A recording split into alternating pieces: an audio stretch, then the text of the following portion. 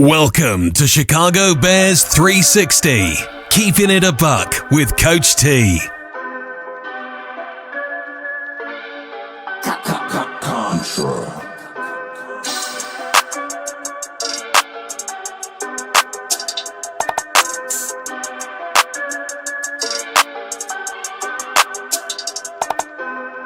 Life like chess, move to pieces, you know I roll in silence. On the road to them Benjis, I fill my teeth with diamonds. I'm high as fuck in the sky, you would've thought I'm pilot. I'm from Chicago, it get ugly, fill the streets with violence. Life like chess, move to pieces, you know I roll in silence.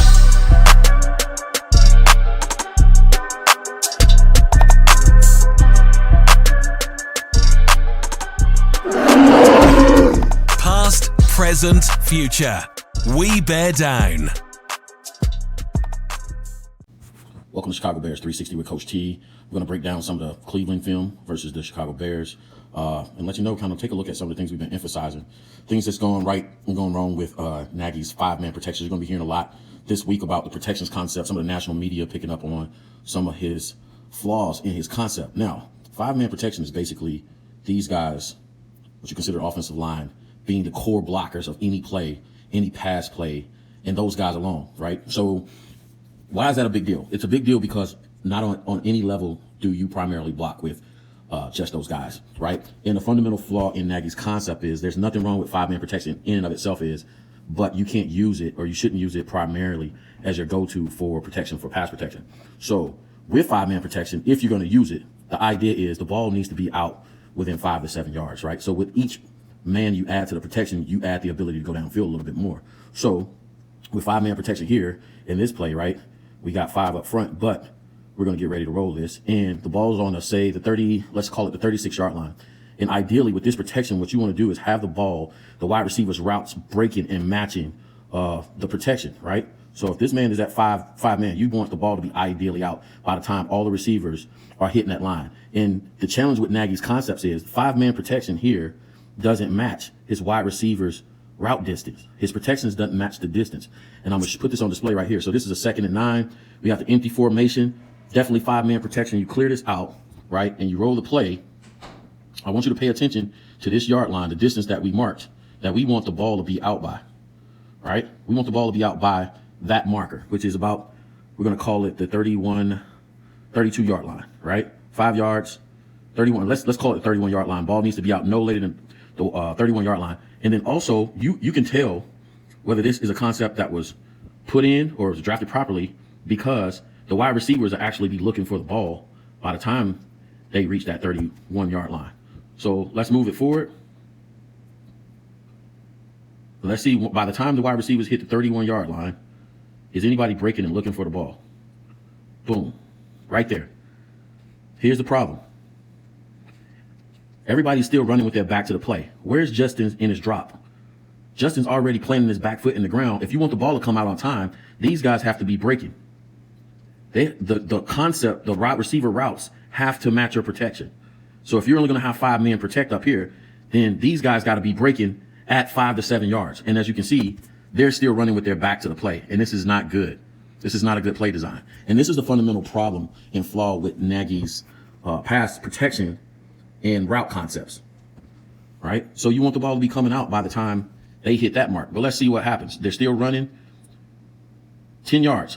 He has to wait for them to come open because the play is not designed. So they're at some of them 10 yards, still not breaking. This is a design flaw. And this is the fundamental problem with Nagy. Now, if it's designed for the wide receivers to run 10 yards down the field, if you really want to get wide receivers 10 yards down the field, what you need to do is add an additional body back here to protect longer, right? Give this guy some help with a running back and another guy help with a running back and a tight end, because each man adds to the number of men protecting. So this is the fundamental flaw with Nagy's protection scheme. So again, you have another play in the it's loose break gun formation. The black back is split to the left, and let's check the wide receiver routes again. We got 5-man protection. I would count this as 6-man protection because they run a fake here, but the fake really serves no purpose here. All it's going to do is cause or get the linebackers to move up a little bit, a step. Now, if you're really trying to get behind the linebackers, if that's the aim of running this this kind of pseudo play action right here, I wouldn't even count this as play action. The idea is you're trying to get these guys to move up, right? So you can get behind them, perhaps. So you can get something behind them, right? But if you truly want to do that, you need to get under center. This is actually the results of this.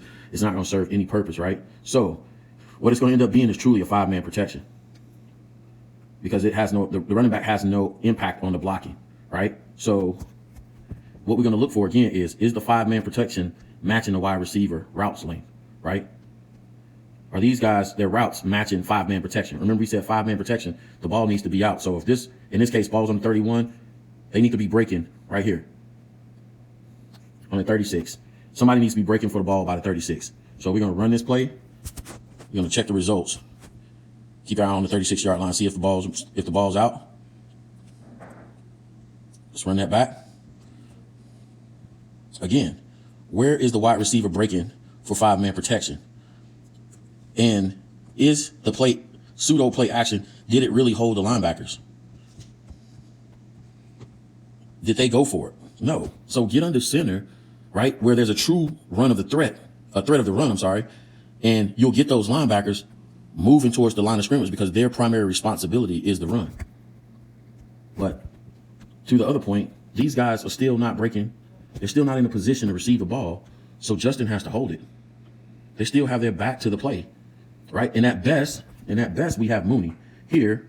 But again, this linebacker would have had to respond to the play fake for him to be an option here. So look at the results of the play.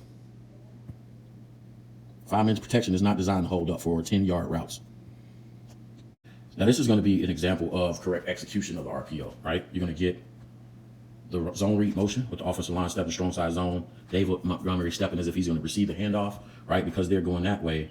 Justin's eyes are here on this defensive end reading him, and he's trying to see if this guy is going to crash down, right? And in a zone read play, if he crashes down, then Justin's supposed to keep it, right? But the RPO is a counter to them walking an additional man down in the box, which it seems that they have done, right? So because Justin's eyes are already still here, remember that his eyes are already here on this defensive end, he already has sight on what's happening out here, right? He has sight vision on what's happening out here. So the RPO is, he's pulling it, and instead of reading this guy, he has sight vision out here, and he can respond and read these guys right here. And he'll have this guy on a quick slant and this guy on a quick slant. And usually the second slant is going to be open. Watch the execution. Eyes are there, second slant open, perfect execution. Again, to the untrained eye, you would think this is an offensive line problem, but this is a play design problem. Pointed out, national TV, 5-man protection. 5-man protection. We're going to grade this route to see if the ball is coming out when it should be, or if the wide receivers are looking when they should be. Are the wide receivers' routes matching the protection? It's 5-man protection. They're on the 35, 6, 7, 8, 38-yard line. Let's call this 3rd and 6. So the first down is actually probably close to the first down is where wide receivers should be breaking for the ball. So let's see if they actually break for the balls at that marker.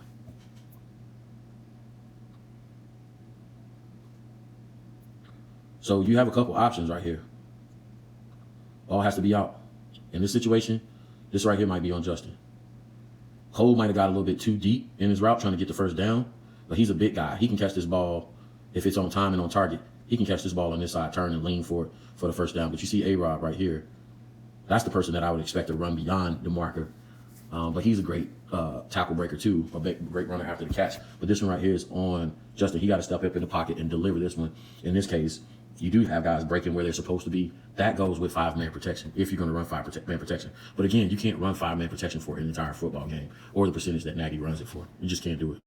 Now, this is an example of probably what I would say is a bad weak side zone play and a bad design, because you're going to get everybody, like a zone read, you're going to get everybody stepping to the weak side, right? Get everybody stepping to the weak side. Running back stepping to the weak side. And if you're stepping to the weak side, usually with zone read, if you're stepping to one side, the person you should be reading is on this side. So look at Justin's eyes here. And this is a giveaway. You should be reading it. Justin's eyes should be here locked on this guy. and reading him, because again, idea is if he crashes down, if he crashes in, Justin's supposed to get on the perimeter and get some yards running, right? That's true zone read, right? But in this case, Justin's eyes are here. And it's a giveaway for the play. You're going to see the result, right? The defense knows something's off, right? So his eyes are to the left. And if you see what happens with the play, he turns towards the same side. He's zoning. He doesn't even threaten the perimeter like a normal zone read. And you'll see what happens because his eyes are in the wrong place. The defense gets their hands up, and now he has to sail the ball so he doesn't throw an interception. I just don't like the play design because it doesn't build off of the true nature of the zone read concept. That ball, again, if it's me, I have Justin's eyes where they should be, which is here, reading him. And if you're going to throw the ball anywhere, again, I'm throwing back here. Now, what Nagy has to do is get creative off of the true nature of the zone read, right? Eyes here, reading this guy. And he has to understand the coverage as well. He has to understand the coverage, right? And again, I said earlier, they're usually going to walk a man down in the box to make sure he covers for the run. So it's going to be a odd number coverage. There's going to be a single high safety back here, which is going to get revealed to you that it's either cover 1 or cover 3, right? And how do I compromise a cover 3? You know what cover 3 is. Corners is basically deep thirds. This guy's going to bail. This corner's going to try to bail to his deep third, and you have to create a conflict. So what I would do here is draft up something that's going to make him, take him out of his job. So I would do a hitch here to draw the corner up, perhaps. Make this guy come up. And then you can go with a wheel route with this guy. Because the safety is not going to be able to get over there. The safety back here, single high safety, he's not going to be able to get over there. And that's a way that Nagy perhaps can get a shot. Let's clear this and see the results of the play. Has to sail it so he doesn't throw an interception to the linebackers.